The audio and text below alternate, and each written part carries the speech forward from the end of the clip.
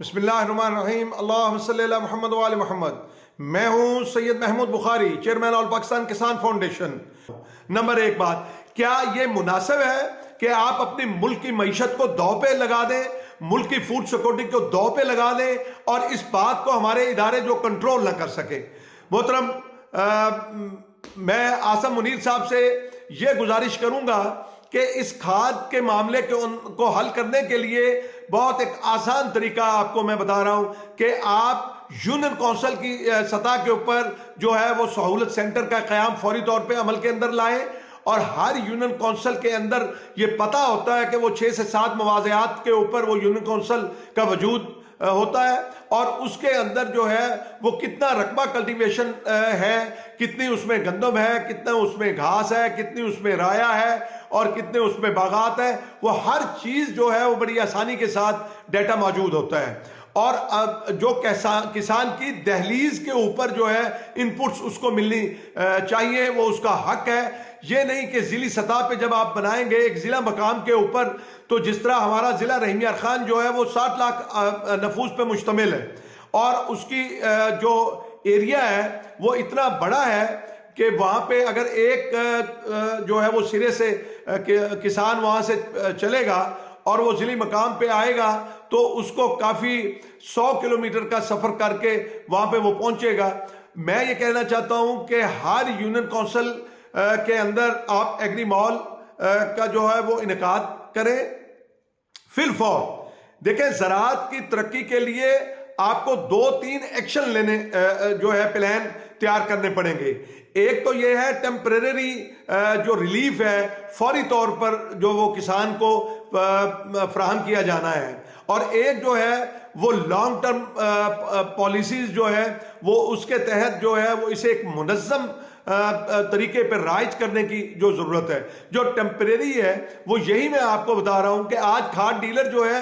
وہ کسانوں کو ذلیل اور خوار کر رہا ہے، وہ کسانوں سے جو ہے وہ اتنی اپنا لے رہا ہے جو اپنا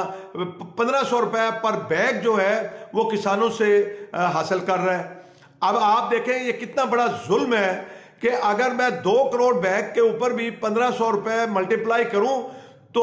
کئی 100 ارب روپے جو ہے وہ کسانوں کی جیب سے ان غریب مظلوم جن کے لیے آپ کچھ کرنا چاہتے ہیں وہ ان کی جیب سے لیا جا رہا ہے۔ پھر وہاں پہ شارٹیج جو پیدا کر کے ان کو لائنوں میں لگا کے ان کی تذلیل کی جا رہی ہے، عزت نفس مجروح کی جا رہی ہے۔ کئی ایسے ذمہ دار اور کاشتکار لائنوں میں لگے دیکھے ہیں جو مجھے دیکھ کے اپنا چہرہ چھپانے کی کوشش کر رہے تھے کہ بخاری صاحب وہ ہمیں دیکھ نہ لیں کہ اس طرح سے ہماری جو ہے وہ تذلیل ہو رہی ہے۔ تو وہاں جس کمیونٹی جو آپ کو ایک اناج مہیا کرتی ہے اس کے ساتھ آپ کا یہ برتاؤ جو ہے وہ اسٹیٹ کا کیا درست ہے؟ اور آپ یہ دیکھیں کہ یہ ادارے جو ہیں وہ ناکام ہو چکے ہیں۔ میں جنرل صاحب آپ میری باتوں پہ تھوڑی سی توجہ کیجئے۔ یہ جو ڈپٹی کمشنرز ہیں، اچھا جب گندم لینی ہوتی ہے انہوں نے اس وقت تو حکومت اتنی سخت ہوتی ہے کہ کسانوں کے اوپر جناب جو ہے دفعے بھی لگاتی ہے، کسانوں کے گھروں سے جو ہے وہ ڈکیٹی مار کے گندم جو ہے وہ لے جاتی ہے۔ تو اب انہیں کیا موت پڑتی ہے کہ جب کھاد نہیں مل رہی تو اس وقت یہ آہنی ہاتھ کیوں نہیں ڈالتے، یہ آئی واش کرتے ہیں۔ یہ جناب آپ کو مطمئن کرنے کے لیے، چیف سیکرٹریز کو مطمئن کرنے کے لیے چند ایف آئی آرز دیں گے اور جو ہے وہ چند لاکھ جرمانہ کر کے وہ یہ ظاہر کریں گے جی کہ ہم بہت بڑی کارروائی کر رہے ہیں۔ ایسا ہرگز نہیں ہے۔ ایک تو یہ بات میں آپ کو کہوں گا کہ فی الفور جو ہے وہ یونین کونسل کی سطح کے اوپر چاہے آپ کھاد ڈیلر کا جو ہے وہ ان فیکٹریز کے ساتھ جو ہے وہ ایک ہائی لیول میٹنگ کی جائے اور اس میں کوئی 2-4 کسان نمائندے لیے جائیں جو ہم آپ کو آ کے بتائیں کہ یہ فیکٹریز والے اور یہ جو ڈیلرز ہیں ان کا گٹھ جوڑ ہے۔ اور یہ جناب جب ڈیلروں سے پوچھتے ہیں تو وہ کہتے ہیں کہ یہ ہمیں اٹیچمنٹ کرتے ہیں۔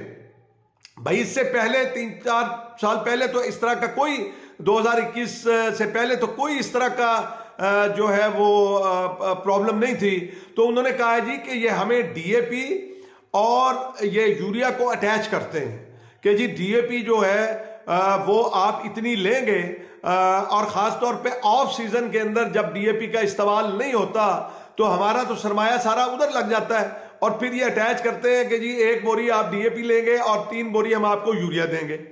پھر یوریا کے اندر بھی انہوں نے فراڈ کیا ہے، اور وہ فراڈ یہ ہے کہ 3 قسم کی یوریا انٹروڈیوس کرا دی۔ بھائی ہمیں وہی یوریا کافی ہے، یہ جناب ایک زبردست یوریا کے نام سے آ گئی کہ اس کی قیمت جو ہے وہ 4900 روپے انہوں نے مقرر کرا دی ان سرکاری اداروں کے ساتھ مل کے، اور اس کے بعد پھر ایک نیم کوٹڈ آ گئی، پھر ایک عام یوریا آ گئی، تو کسان کو تو پاگل کر دیا ہے۔ اب کسان کیا کرے؟ اس وقت جو ہے وہ گندم کی کاشت بھی ہو رہی ہے، اس وقت جو ہے وہ کسان بیچارہ اس کے اندر غرق ہے، اور پھر جو ہے وہ گنا جو ہے اس کی برداشت کر کے اس کی کٹائی کر کے جو ہے وہ بھیجا جا رہا ہے شوگر ملوں کے اوپر، تو کسان بیچارہ کیا کرے؟ اور پھر وہ کھاد کی جو ہے وہ لمبی لمبی لائنوں کے اندر لگ کے، اور پھر بھی اس کو کھاد نہیں ملتی اور وہ بلیک لینے پہ اوپر مجبور ہوتا ہے۔ تو جنرل صاحب پہلا مشورہ تو کھاد کے حوالے سے جو فوری جو میں کہتا ہوں آپ کی توجہ کا مستحق ہے، آپ اس کے اوپر ایکشن لیجئے، آپ ان کھاد فیکٹری کے مالکان کو بٹھائیے، اور یہ جو کھاد ڈیلرز ہیں ان کے جو ہے وہ کوئی نہ لائسنس منسوخ ہوتا ہے، نہ ان کو کوئی سزا ملتی ہے۔ مجھے یہ بتائیں کہ یہ کتنے کھاد ڈیلرز کو اس کے اوپر جو ہے وہ سزا دلوائی ہے یا پروسیکیوشن نے اس کو آگے لے کے گئے ہیں، عدالتوں تک لے گئے ہیں؟ یہ بس دفعہ وقتی کرتے ہیں۔ ایک تو یہ اہم ایشو تھا، اور باقی چیزیں بھی جو ہے وہ میں 1 بائی 1 آپ کے گوش گزار کرتا ہوں آپ کی خدمت میں، کہ آپ نے یہ جو گرین انیشیٹو پاکستان کانفرنس کی ہے اس کے اوپر ہم آپ کے شکر گزار ہیں۔ بے شک میں اس میں شرکت نہیں کر سکا، مگر مجھے یہ خوشی ہے کہ آپ نے یہ انیشیٹو لیا ہے اور آپ کی یہ توجہ کا مرکز بنا ہوا ہے زراعت۔ تو انشاءاللہ تعالی اس میں باقی چیزیں بھی میں آپ کے ساتھ ڈسکس کرتا ہوں 1 بائی 1 کہ کسانوں کو مسائل ہیں کیا اور پھر اس کا حل کیا۔